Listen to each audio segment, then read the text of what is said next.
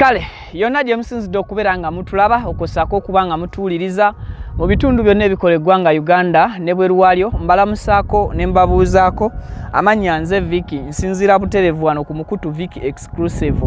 Olunaku olwaleero tukomyewoko ennakawuka gye twajja omukyala Nnaalongo Juliet Nabwami oluvannyuma lw'okuba nti yali asula wano ebbanga ddene ne twesuubiza nga banna Vicky Exclusive okuba nti tukola enteekateeka omukyala wano we yali asula ewalinga ekifulukwa nga Mukama yamuyamba ekifulukwa ng'akiteeka mu kataka ke oba mu kapolotike. Ntwala omukisa guno okwebaza buli muntu ssekinomu alina kye yakontributinga poloti eno ne tugisasula balance yali agibangibwako era ne tubanga bwe tutyo tugi owninga oba nannyini poloti eno n'abanga ali ku zero balance era nga waddemba okutandika okukolerawo kyonna kyayagala na kyonna kyateekeddwa okukozesa ettaka li mu ngeri y'oddikulaakulanya.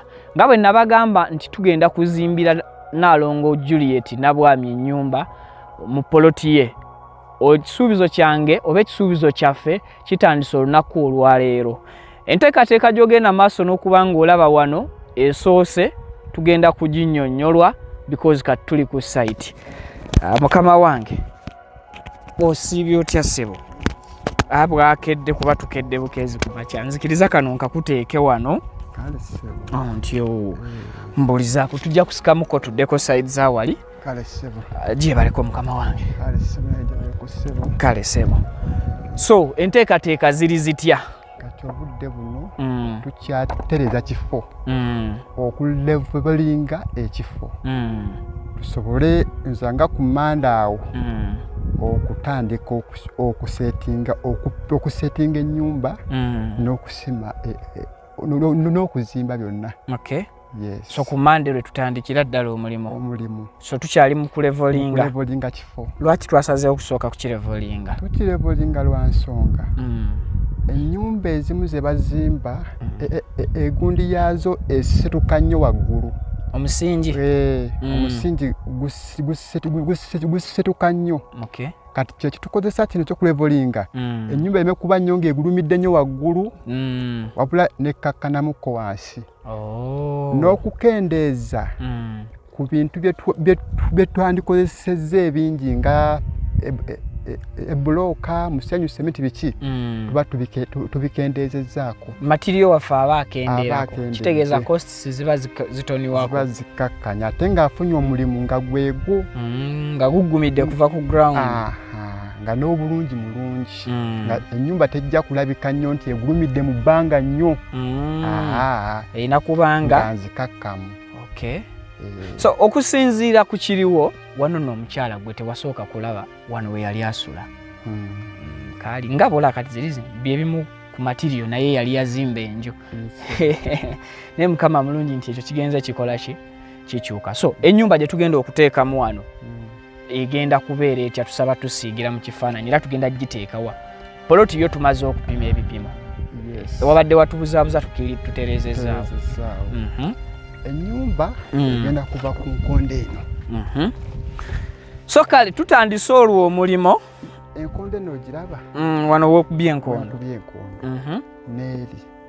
Neeri. Neeyo. Eno wano. Neeri.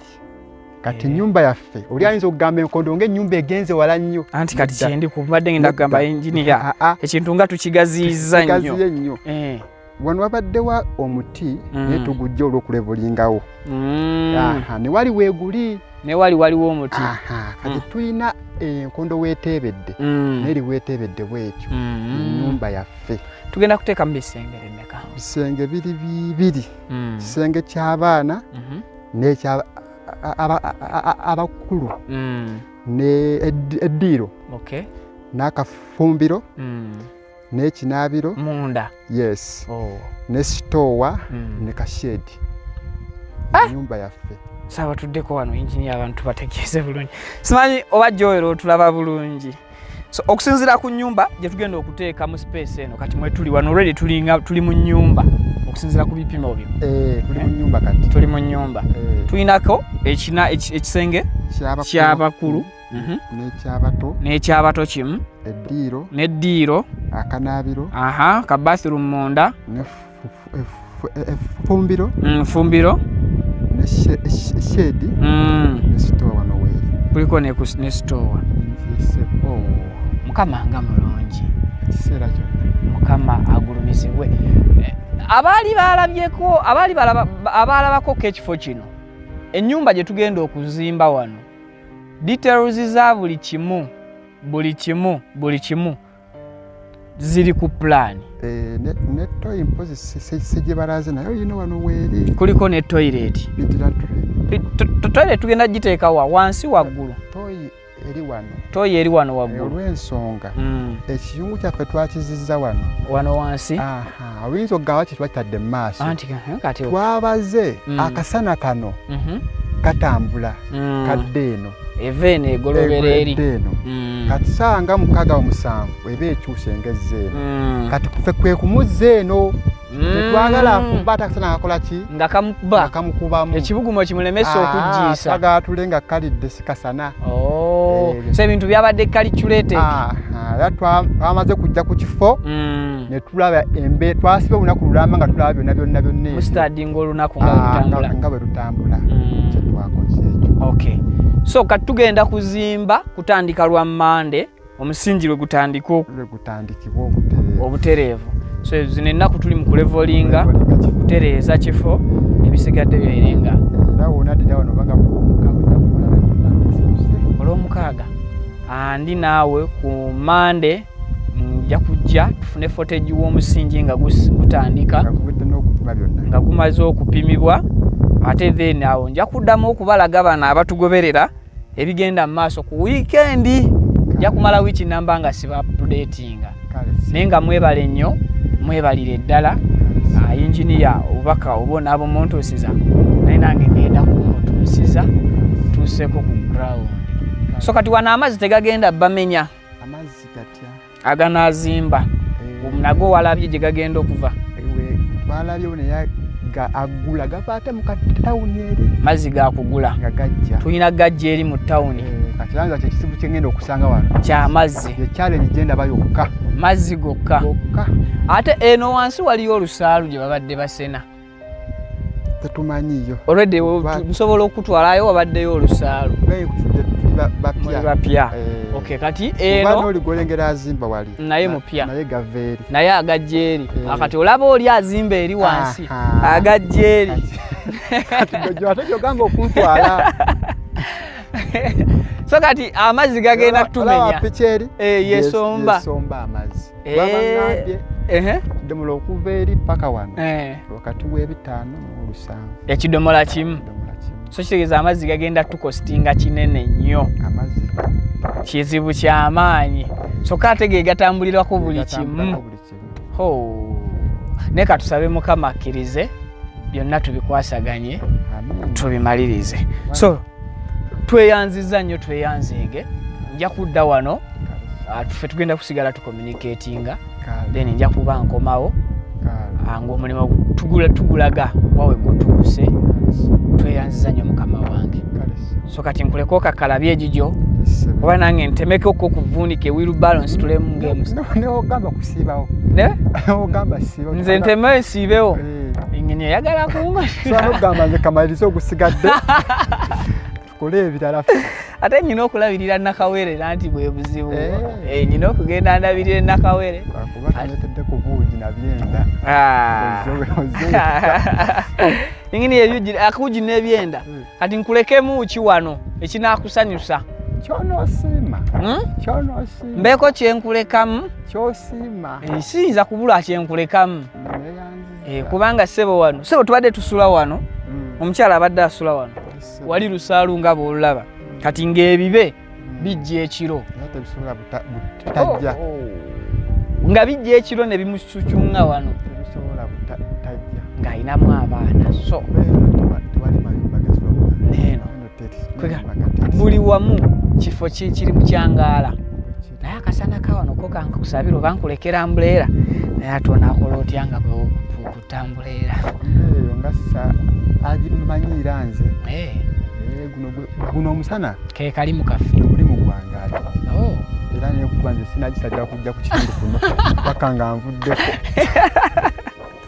toyagala eggondeze mu ttaka likalube nga bwe liri lisigale nga bwe liri singa nze katonda singa nsoka nenjisibamu era totaataganya kintu kyonna totaataganya nnyumba ya mukazi abasiraamu baganda baffe abasiraamu batandise okusiba salaamu aleikum baganda bange abasiibye olunaku lwaleero ngezezaako nsiibe naye neerabidde nenywa amazzi kati kitegeeza nsiibulukuse kati gwe banno basabira akasada kagire kabakuba gwe b'omaliriza omulimu ennaku si nnyingi njakuba maliriza enkuba egi kale tweyanziza injiniya atweyanzeege katusabe mukama akkirize buli kimu kitambulire ddala bulungi mukama nsinzira wano nga nkusaba sizoni y'enkuba gyongereyoko mu maaso leka omulimu gwaffe gusooke guggwe olw'ekisa kyo tetukulagira olw'obuyinza bwo tusaba busabi okusinzira mu mulimu speed gye twagala gutambulireko batugambye nti enkuba abakulu ebayisa bubi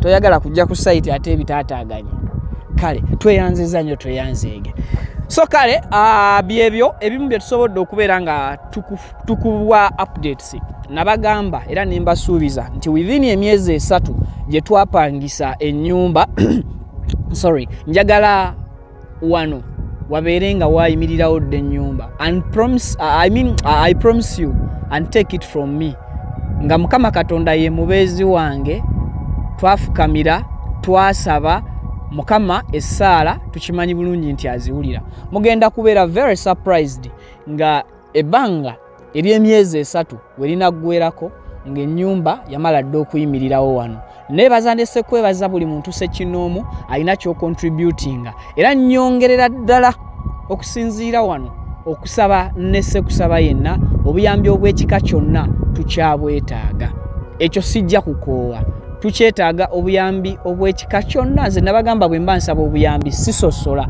oli ne baŋŋamba nina nkota ya ffene ngitwala nina 5 mbitwala 10 mutwalo oba 2 oba kakadde mbitwala so ekinnya kiri inginiya tugenda kiziba kuba wano waaliwo ekinnya kya toyi kye baali baasima so kati ekyo kyakuzibwa then esobole okudda eno waggulu okay so byebyo ndowooza sofa bye tusobola okubeera nga tubagamba bwe mba mujjukira bulungi wano ensiri we zaatulumira inginiya ensiri ziri wano ensiri zirumira wano ate kati gwakola emisana ekiro zikusanga eki so ensiri zannumira ku kyoto kino kyekyantaasa era nkusaba ekyoto kino oba olindeko kitaataaganya kuba kinzijukiza engeri gye kyamponyamu ensiri so kale so ekyoto kino kyatubeererawo nnyo ku mulundi ogwo oba ku lunaku olwo gano ge matafaali Nsereko firstborn ge yali akuba asobole okufunamu school fees addeyo ku ssomero unfortunately nga amatafaali tamanyi nabwe bagookya tamanyi n'okugakuba yali tamanyi kyovolaba oluusi gaali gayatise as you can see bloka ze bambi zaali ŋŋumu naye era tezaali ŋŋumu ettaka lyali teriyidde bulungi so kati omuntu yenna yali alina omuwaamu ssente yali ajja mudondola sinakindi ne gabulwa akatale ng'era bwe kiri wano nti gabulwaki gabulwa akatale so wano wetwava yali yakubawo bricks zino n'eziri zaali 700 is it yes zaali bricks 700 naye ebyo byaweddewo eyo chapter yaggaddwa Mukama katusabe atusobozese Nsereko genda okuva ku ssomero tamu eno ng'ewedde nga ekyali ekiseguusi waliwo maka mwasobola okusula n'ennyina ne baganda be ate era twebaza ne sekwebaza yenna omuntu yenna alina kye yakontributinze mu bulamu bwa Naalongo ekyo sijja kukoowa kibalaga Naalongo yabeera wano tewali neighborhood yonna nti waddukira oba wagenda okubaako ekintu kyonna kyakolerawo so kati twebaza omulimu omulungi ogutandise okusitukawo oba okumeruka nabagamba nti ekintu tukiyimiriddemu tugenda kutuuka buli we twagala okutuuka tufune obuyambi bwa Naalongo era nsaba obuyambi bukyeyongera obuyambi bukyatambulira ddala mbadde nfa so byebyo kati wana ebipimo bye tuzzeemu okutereeza kitereerere ddala poloti eno yasooka negira ne eyatuguza ekibadde kindeese n'okukonfaminga kwe kulaba nga poloti tufunira ddala ebipimo byayo tuleme kuzimba nnyumba mu poloti y'omuntu omulala nga tulina kuzimbira ddala mu poloti eya wano. So sijja kkowa kubeebaza ate era sijja kkowa bagamba nti obuyambi tukyabwetaaga.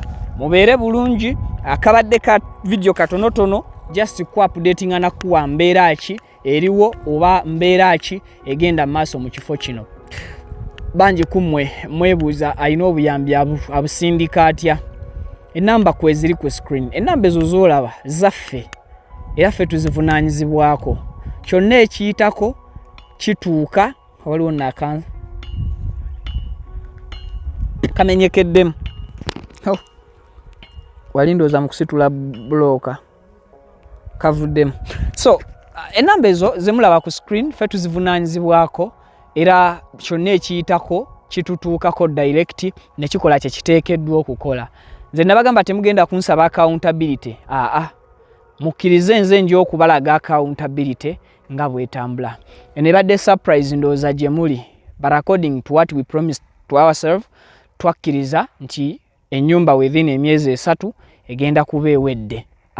Nkiddamu within emyezi 3 ennyumba ejja kuba ewedde. Naalongo bwenna making sure nti ewaka we wazimbiddwa muggyeko omukono nsigale kumuwuliza wasiibye otya wasuza otya abaana bali batya. Bwe muli bamwagala muteerawo business oba kumuzzaamu maanyi addemu akakalabye emirimu ekyo kiribeera gye muli. Ebyo by'emirimu tebigenda kubeera byange. Obulamu bwange ne Naalongo mbadde njagala nnyo mbukomekerereze wakiri kuki ku nnyumba nsigale bawuliza buki buwuliza. Emabega wa kamera nkola ne Joel then ye team etusobozesa okubanga tutambula ate bwe tutyo ne tubanga tusobola okubaweereza. Atakumira mpera ndowooza abankuumire ate mweraba.